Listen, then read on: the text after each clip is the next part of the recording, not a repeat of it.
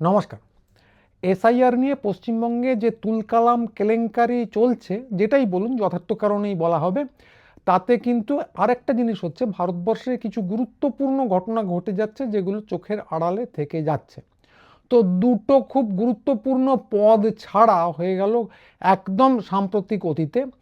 তার মধ্যে প্রথমটা হচ্ছে বিহারের মুখ্যমন্ত্রী নীতিশ কুমার, তিনি পদ ছাড়লেন। পরিষ্কার বললেই হতো যে আমার বয়স হয়েছে, আমি এবার বানপ্রস্থে যাচ্ছি, কিন্তু সেটা তিনি বললেন না।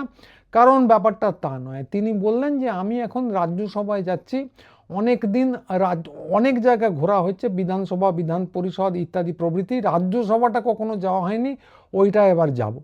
তো এর থেকে হাস্যকর কথা আর কিছু হয় না। এরকম শেষবার শোনা গিয়েছিল আকবরের আমলে। আকবর যখন শাসনকালে এসেছিলেন, প্রথম রাজা হন, তখন তিনি নাবালক ছিলেন, তার অভিভাবক তার বকলমে রাজত্ব চালাতেন, তার নাম ছিল বৈরাম খাঁ। তারপর আকবর বড় হলেন, তখন বৈরাম খাঁ নাকি বললেন যে অনেক দিন হয়ে গেছে, আমার হজটা যাওয়া হয়নি, এবার আমি একটু হজে যাব। তো এইটা বলে তিনি নাকি পাড়ি দিলেন হজের উদ্দেশ্যে, কিন্তু ব্যাপারটা যে এত সরল ছিল না সেটা কয়েকদিন বাদেই বোঝা গেল। যাত্রাপথেই তিনি খুন হয়ে গেলেন। তা এক্ষেত্রেও খুব পরিষ্কার যে ব্যাপারটা এত সরল নয়। ব্যাপারটা ছিল এই, আন্দাজ করা যায় যে বিহার দখল করার জন্য নীতিশ কুমারের প্রয়োজন ছিল। বিহার দখল করা হয়ে গেছে, এবার ওনাকে পদত্যাগ করিয়ে বানপ্রস্থে পাঠিয়ে দিলে খারাপ দেখায়। সেটা না করে খুব কৌশলে চারদিক থেকে ঘিরে ফেলে ওনাকে পাঠিয়ে দেওয়া হচ্ছে রাজনৈতিক বানপ্রস্থ, অর্থাৎ কিনা রাজ্যসভায়, এবং ওকে বাধ্য করা হচ্ছে তার পক্ষে কিছু যুক্তি দিতে। তাই এইটা যুক্তি দেওয়াটা ভীষণ দরকার, নইলে নানা রকম প্রশ্ন উঠবে। এবং কোন জাদুমন্ত্র বলে এটা করে ফেলা হচ্ছে আমরা জানি না, কিন্তু কত একটা চাপ হচ্ছে আন্দাজ করা যায়। তাই এইটা গেল প্রথম পদত্যাগ। দ্বিতীয় পদত্যাগটা পশ্চিমবঙ্গের ক্ষেত্রে আরও বেশি প্রাসঙ্গিক। রাজ্যপাল আনন্দ বোস দুম করে পদত্যাগ করলেন। তো তিনি কোথায় কোথায় কিভাবে পদত্যাগ করলেন, কি কারণে করলেন, এসব আবার কিছু জানা নেই। তো নীতিশ কুমার মুখ্যমন্ত্রী ছিলেন, নির্বাচিত মুখ্যমন্ত্রী, তাকে কিছু একটা মুখ রক্ষার জন্য বলতে হয়েছিল, কিন্তু আনন্দ বোস মুখ রক্ষার জন্য কোথাও কিছু বলেছেন বলে আমার জানা নেই। কেউ কোথাও যদি বলে থাকেন আমাকে একটু দেখিয়ে দেবেন, ভুল সংশোধন করে নেব। তো উনি পদত্যাগ করলেন এবং তার জায়গায় নতুন লোক দুম করে তৈরি হয়েছিল, পুরোটাই স্ক্রিপ্টেড বোঝা যাচ্ছে, চলে এলো। তা এইটা দেখে আবার আরও পুরনো একটা ইতিহাসের কথা মনে পড়ছে, রোমের কথা। রোমে যখন দাস বিদ্রোহ চলছিল, খুব বিখ্যাত, খ্রিস্টপূর্বাব্দ 100 সাল নাগাদ, 100 থেকে 0-র মধ্যে কোনো একটা জায়গায়, স্পার্টাকাস বলে একজন কৃতদাস ছিলেন, তার নেতৃত্বে বিরাট একটা দাস বিদ্রোহ হয়েছিল। এবং বিদ্রোহটা এত বড় হয়েছিল যে স্পার্টাকাসের বিরুদ্ধে তখন রোমান বড় বড় সেনাপতিরা কেউ আর যুদ্ধে যেতেই চাইতেন না। কারণ কি না, স্পার্টাকাস তো গ্ল্যাডিয়েটার, তার চারদিকেও প্রচুর গ্ল্যাডিয়েটার আছে, তারা সাক্ষাৎ জম, গেলে হয় মুন্ডু যাবে, নয় গোহারা হেরে রোমে ফিরে পদত্যাগপত্র দাখিল করতে হবে। তো এই স্পার্টাকাস ছিলেন কাপুয়া নামে একটা জায়গার গ্ল্যাডিয়েটার। শুনলে মনে হয় যে কপুর সঙ্গে একটা মিল আছে, কলকাতা পুলিশ। আমি জানি না কাপুয়া থেকেই কপু কথাটা এসেছে কিনা, কিন্তু কথাটা হচ্ছে যে একই অবিকল জিনিস আমরা দেখছি পশ্চিমবঙ্গের রাজ্যপালের ক্ষেত্রে। তো পশ্চিমবঙ্গে সবাই জানে যে একটা বিদ্রোহী সরকার চলছে, বা বিদ্রোহী গোষ্ঠী এখানে ক্ষমতায় আছে। ওরা তো বলেই থাকেন জিহাদিরা ক্ষমতায় আছেন, মুখ্যমন্ত্রীর নাম মমতাজ বেগম ইত্যাদি প্রভৃতি। কিন্তু যুদ্ধ করতে এসে কেউ আর জিততে পারছে না। তো প্রথমে পাঠানো হলো ধনখড়কে, তিনি এত অপমানিত হলেন, চারদিকে অপমানিত হতেন, যুদ্ধের আগে অপমানিত হতেন, যুদ্ধের মধ্যে তাকে নাকি কেউ বক দেখিয়ে অপমান করতো, যুদ্ধ থেকে ফিরলে তার অপমানিত হতে হতো। তো তিনি মনের দুঃখে চলে গেলেন দিল্লিতে। তারপর সেখানে তার পশ্চাৎ দেশে বা অন্য কোথায় আমি জানি না, এত জোরে লাথি মেরে এমন জায়গায় পাঠিয়ে দেওয়া হলো যে তার আর এখন কোনো চিহ্ন মাত্র খুঁজে পাওয়া যায় না। তো এরপর এলেন আমাদের আনন্দবাবু। তিনি আবার আরেক রত্ন, যুদ্ধ করবেন কি, যুদ্ধের আগেই একটা কেস খেয়ে গেলেন। তো তার বিবরণ তো আপনার জানেনই, নতুন করে আর কিছু বলবো না। তো তারপর বোঝা যেত না যে উনি যুদ্ধ করতে এসেছেন না একাডেমিয়া চালাতে এসেছেন। তো যত ইউনিভার্সিটি আছে পশ্চিমবঙ্গের সব উপাচার্যকে একবার বসাতেন, একবার তুলে নিতেন, তারপর ব্রিগেডে গিয়ে গীতা পাঠ করতেন, একবার বলে দিলেন যে হিন্দি হচ্ছে রাষ্ট্রভাষা। তো এই সব কাণ্ডের পর নির্ঘাত আমাদের স্বরাষ্ট্রমন্ত্রী বা ওই জাতীয় কেউ বিরক্ত হয়ে বললেন, তোমাকে যে কাজটা করতে পাঠিয়েছি সেটা কোথায় গেল? কেলেঙ্কারির ভয়কে চুপসে গেলে? তো বিরক্ত হয়ে দেখা গেল যে এই যুদ্ধে এও পারবে না, তাকে ডেকে পাঠানো হলো, এবং এরপর পাঠানো হয়েছে আমাদের রবিবাবুকে। তো স্পার্টাকাসেরও এক সময় পতন হয়েছিল, তখন মার্কাস ক্রাসাস বা এই জাতীয় কেউ যুদ্ধটা জিতেছিলেন এবং তার সঙ্গে ছিলেন জুলিয়াস সিজার। এবং আপনারা জানেন যুদ্ধ জেতার পরেও জুলিয়াস সিজারের যে পরিণতি সেটা খুব একটা ভালো হয়নি। তিনি সেনেটের সিঁড়িতে দাঁড়িয়ে খুন হয়েছিলেন, তারপর বলেছিলেন ব্রুটাস তুমিও। তো কথা হচ্ছে যে রবি জিতবেন কিনা জানি না, কিন্তু জিতুন বা হারুন পরিণতি যে ভালো হবে না এটা তাকে দেখেই বোঝা যাচ্ছে। একেবারে অবিকল যেন রোম সাম্রাজ্যের যে সৈনিকরা, যে সেনাপতিরা স্পার্টাকাসের সঙ্গে যুদ্ধ করতে গিয়েছিলেন তাদের যা পরিণতি, এই রাজ্যপালদের পরিণতিও দেখে শুনে মনে হচ্ছে ওই দিকেই এগোচ্ছে। এটা আমি ঠাট্টা তামাশা করে বলছি, কিন্তু কথা হলো যে এটা একেবারেই হাসির বিষয় না। তো এই যে নীতিশ কুমারই বলুন আর এই রবিবাবুকে পাঠানো হলো তাই বলুন, এগুলো কিন্তু সবই যুদ্ধ জয়ের ঘুঁটি। তো বিহার দখল করার জন্য প্রয়োজন ছিল নীতিশকে, তাকে কাজে লাগানো হয়েছে, তাকে প্রচার করানো হয়েছে, 10,000 টাকা দেওয়া হয়েছে এবং নীতিশ জনপ্রিয় ছিলেন বিহারে, তার মুখকে কাজে লাগানোর প্রয়োজন ছিল।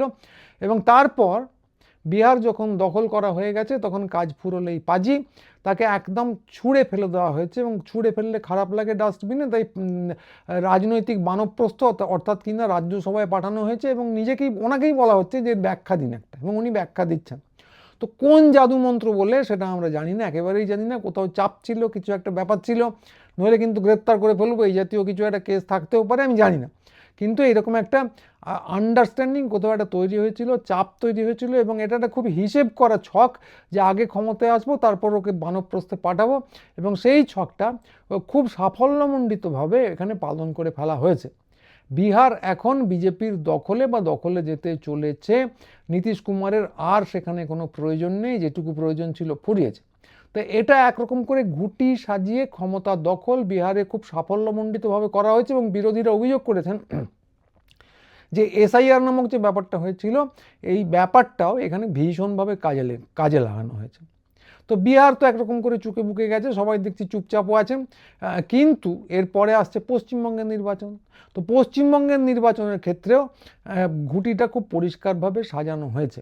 তো আনন্দ বোস ঠিকঠাক কাজে লাগছিলেন না, তার জায়গায় কাকে নিয়ে আসা হয়েছে? ওই রবিবাবু যার কথা বললাম তাকে নিয়ে আসা হয়েছে, এবং তার একটা খুব প্রমাণিত পরীক্ষিত ট্র্যাক রেকর্ড আছে যে অহিন্দি ভাষী এবং অবিজেপি সরকারগুলোকে কি করে বাগড়া দিতে হয় তিনি সেটা তামিলনাড়ুতে করে দেখিয়ে দিয়েছেন। যারা দেখতে চান নেটে সার্চ করে দেখতে পারেন কি কি ঝামেলা হয়েছে স্টালিনের সঙ্গে তার।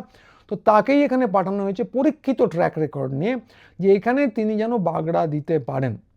তো পরপর কি কি হয়েছে আপনারা খেয়াল করুন। প্রথমে বাঙালি ঠ্যাঙানো শুরু হলো অপারেশন সিঁদুরের ঠিক পরেই সারা ভারতবর্ষ জুড়ে, এবং বাঙালি ঠ্যাঙানো শুরু হওয়ার পেছনে যুক্তি ছিল কি না, প্রচুর বাংলাদেশি ঢুকে পড়ছে। এবং তারপরই পশ্চিমবঙ্গে শুরু হলো এসআইআর। মিডিয়া মুগলরা, নাড়ুগোপালরা সবাই খুব চোখ গোল গোল করে বলতে লাগলেন যে এসআইআর খারাপ কি। এবং তারপরেই দেখা গেল যে বাংলার বিভিন্ন বস্তিতে নাকি প্রচুর বাংলাদেশিকে পাওয়া যাচ্ছে, তারা নেই, সবাই হাওয়া হয়ে গেছে।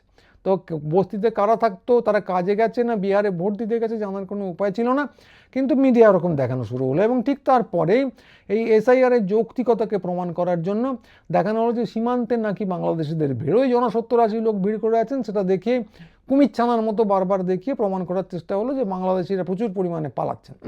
তো এইসব হচ্ছে একদিকে, উল্টো দিকে শুভেন্দুরা সমানে বলে যাচ্ছেন 1,20,00,000 মানুষকে বাদ দিতে হবে, মিডিয়ার লোকজন তাতে হাততালি দিচ্ছেন, এবং একই সঙ্গে বিভিন্ন রকম বুদ্ধিজীবীরা একই সঙ্গে বলছেন ডেমোগ্রাফি বদলে যাচ্ছে ইত্যাদি। এইভাবে পুরোটা তৈরি করে একটা আবহ তৈরি করা হলো যাতে এসআইআরটা করা যায়। তো এসআইআরের ক্ষেত্রে আমরা কি দেখলাম যে প্রথম পর্যায়ে 60 লাখ লোক বাদ, দ্বিতীয় পর্যায়ে দেখলাম 5 লাখ লোক বাদ এরা, এবং এছাড়াও প্রচুর বিচারাধীন অর্থাৎ আন্ডার অ্যাডজুডিকেশন লোকজন, তারাও 60 লক্ষ। সব মিলিয়ে সংখ্যাটা শুভেন্দুর ওই 1,20,00,000 কাছাকাছিই যায়। এবং মজা হচ্ছে আপনাদের আগে দেখিয়েছি যে এলাকাগুলোতে বিবেচনাধীন আছেন সেগুলো মূলত বিবেচনাধীনদের প্রাধান্য আধিক্য, সেগুলো মূলত সংখ্যালঘু অধ্যুষিত এলাকা, এবং মালদা, মুর্শিদাবাদ, দিনাজপুর এই দিয়ে উত্তরবঙ্গের দিকে চলে যাচ্ছে।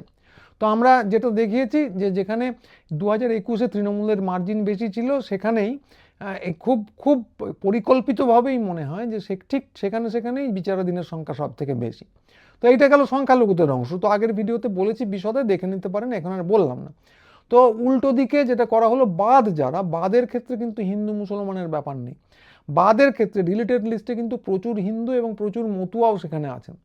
তো এইভাবে ভোটাধিকার কাড়ার চেষ্টা করা হলো এবং দেখা গেল যে খুব নির্বিবাদে হলো না। মিডিয়া ওই হাওয়াটা তৈরি করার পরেও বিহারে যেরকম নির্বিবাদে হতে পেরেছিল পশ্চিমবঙ্গে হচ্ছে না, সবাই বিক্ষোভে নেমে পড়েছেন। এই মুহূর্তে তো বামপন্থী দলগুলো বিক্ষোভ করছেন, স্বয়ং মুখ্যমন্ত্রী ধর্নায় নেমে পড়েছেন এবং আগামীকাল অর্থাৎ আজকে আপনারা যেটা দেখছেন, আজকে একটা অরাজনৈতিক সমাবেশ আছে, বিচারাধীন ভোটারদের একটা মঞ্চ, তারা সমাবেশ করছেন, একটা ধর্ণা দিচ্ছেন টি বোর্ডের সামনে থেকে, ইলেকশন কমিশনের অফিসে আসছেন। তো সেখানে আপনারা যদি কেউ যেতে চান যেতে পারেন। তো এই ঘটনাগুলো ঘটছে, প্রতিবাদ ধ্বনিত হচ্ছে সব দিকে, ফলে দেখা গেল এইদিকে হচ্ছে না। তো এইবার যেটা করা হলো যে দেখা গেল সুপ্রিম কোর্ট হস্তক্ষেপ করেছে, যে কোনো কারণেই হোক, তার ভালো মন্দে ঢুকছি না, এখন এই যে বিবেচনাধীন বিচারাধীন এদেরকে এই 60 লক্ষকে পাস করিয়ে দেওয়া মনে হচ্ছে সম্ভব নয়। তো ফলে দেরি হবে, ফলে আন্দাজ করা যায় এবং সন্দেহ হয় এটা হয়তো নতুন রকমের রাষ্ট্রপতি শাসন যে আসতে চলেছে তার একটা পদধ্বনি হতে পারে, ওটা একটা সম্ভাবনা। প্ল্যান এ প্ল্যান বি সব নানা জিনিস থাকে, তো ওটা একটা সম্ভাবনা। আর একটা ব্যাপার হচ্ছে যে প্রচুর পরিমাণে, যেটা আমরা ধরলামই না, প্রচুর যেমন বাদ গেছেন, প্রচুর ভোটারকে কিন্তু যোগ করা হচ্ছে। বাইরে থেকে ভোটাররা এসে ভোট দেবেন এবং কেন্দ্রীয় নিরাপত্তা বাহিনী নেমে পড়বে, এই নিয়ে একটা হইচই হবে। তো সেই হইচইটাকে আটকানোর জন্য, রোখার জন্য একজন কড়া রাজ্যপাল দরকার, হতে পারে সেটা রাষ্ট্রপতি শাসনের জন্য, হতে পারে কেন্দ্রীয় বাহিনীকে সমর্থন দেওয়ার জন্য। কোনো একটা ছকে এই ভদ্রলোককে নিয়ে আসা হয়েছে, এটা কিন্তু সন্দেহ থেকেই যাচ্ছে এবং সন্দেহটা খুব একটা অমূলক নয়। এখনও পর্যন্ত এদের যা ট্র্যাক রেকর্ড আপনাদের দেখালাম সেই অনুযায়ী এটা খুবই সম্ভব। ফলে আন্দাজ করা যাচ্ছে যে ঘুঁটি কিন্তু সাজানো হচ্ছে একরকম করে, যেভাবে বিহারে হয়েছে সেভাবে পশ্চিমবঙ্গে হচ্ছে। এবার আর 21-এর মতো ওরা পশ্চিমবঙ্গকে ছেড়ে দিতে রাজি নয়। এইটা যেমন হচ্ছে, উল্টো দিকে বিক্ষোভ হচ্ছে, সে তো বললামই, ওরা ছেড়ে দিতে রাজি নয় মানে আমরা সবাই মিলে ছেড়ে দেবো তা তো নয়। সবাই বিক্ষোভ দেখাচ্ছেন, বামপন্থীরা দেখাচ্ছেন, দলমত নির্বিশেষে মানুষ দলের বেড়া ভেঙে বেরিয়ে এসে দেখাচ্ছেন, স্বয়ং মুখ্যমন্ত্রী ধর্ণা দিচ্ছেন, অনেক কিছু হচ্ছে, হই হই হচ্ছে, লড়াই একরকম করে শুরু হয়েছে। তো এই লড়াইটা যদি ছেড়ে দেওয়া যায় তাহলে কিন্তু অবাধে জিতে যাবে। লড়াইটা ছেড়ে দেওয়া যাবে না, এই স্পিরিটটা ধরে রাখতে হবে। দাবি খুব পরিষ্কার, দাবি হচ্ছে যে রাষ্ট্রপতি শাসন কোনোভাবেই নয় এবং একই সঙ্গে কোনো ভোটারও বাদ নয়, এবং 3 নম্বর হচ্ছে ঠিক সময় নির্বাচনটা করতে হবে।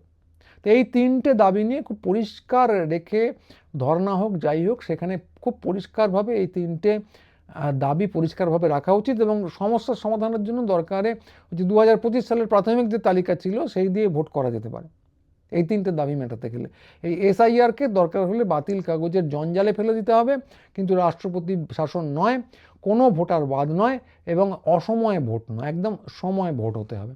তো এইটা দাবি রাখা উচিত। এই দাবিটা যদি সমানে রেখে যাওয়া যায় তাহলে কিন্তু বিজেপি পর্যুদস্ত হবে এবং একই সঙ্গে বলতে হবে যে পশ্চিমবঙ্গ থেকে বিজেপিকে মুছেও দিতে হবে, এর নিচে কোনো কিছু নয়। কারণ যারা একটা যুক্তরাষ্ট্রীয় কাঠামোকে তোয়াক্কা না করে নানা রকম কূটকৌশল করে, কূটও নয়, খুব সহজ, যারা চোখের সামনে দেখা যাচ্ছে এরকম একটা কৌশল করে রাজ্য দখল করতে চায়, তারা যুক্তরাষ্ট্রীয় কাঠামোর পরিপন্থী। তারা পক্ষে তো নয়, তারা বিপক্ষে, পরিপন্থী এবং তারা একটা ভয়ঙ্কর শক্তি যারা ভারতীয় রাষ্ট্র সংবিধান এসবের তোয়াক্কা করে না। ফলে এদেরকে মুছে দিতে হবে এবং একই সঙ্গে খুব জোরালো গলায় বলতে হবে যে রাষ্ট্রপতি শাসন নয়, কোনো ভোটার বাদ নয়, সময়ে ভোট হতে হবে, দরকারে 2025-এর তালিকা ধরে ভোট করতে হবে। তো এই দাবিটা যদি সবাই রাখেন ওদেরকে রুখে দেওয়া যাবে, মুছে দেওয়া যাবে। আমি আশা রাখছি, আপনারাও আশা রাখুন। তো পরের ভিডিও নিয়ে খুব তাড়াতাড়ি আবার আসবো। আজকে এইটুকুই, সবাই ভালো থাকবেন, নমস্কার।